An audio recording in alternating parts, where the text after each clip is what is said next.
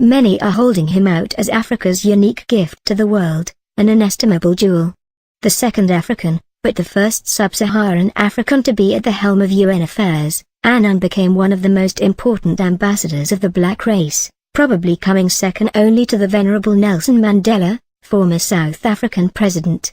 It is a measure of Annan's greatness that an otherwise simple task of paying him tribute becomes daunting.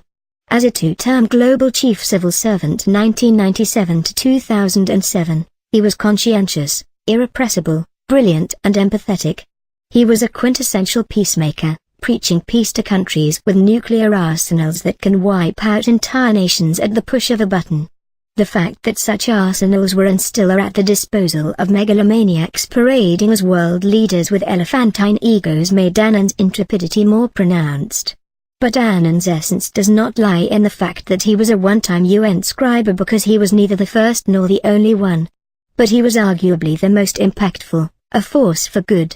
A man with a deep sense of empathy and compassion, he brought those virtues to bear on his work. The world appreciated his painstaking, conscientious and diligent efforts to revitalize the UN by ensuring that the promotion of human rights was put back at the core of its mission despite the daunting challenges placed on his path by entrenched global interests, and rewarded him with the Nobel Peace Prize in 2001 while he was still in office. He is acclaimed as the first UN scribe to rise through the ranks.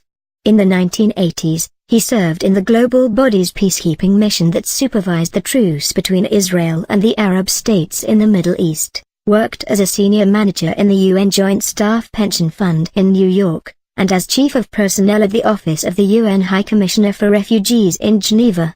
Within the decade, he also became director of personnel at UN headquarters in New York. In the 1990s, Annan was appointed Assistant Secretary General and the UN Controller with responsibility for the budget and fiscal management of the world body, Assistant Secretary General in the Peacekeeping Department and later Under Secretary General and Head of UN Peacekeeping.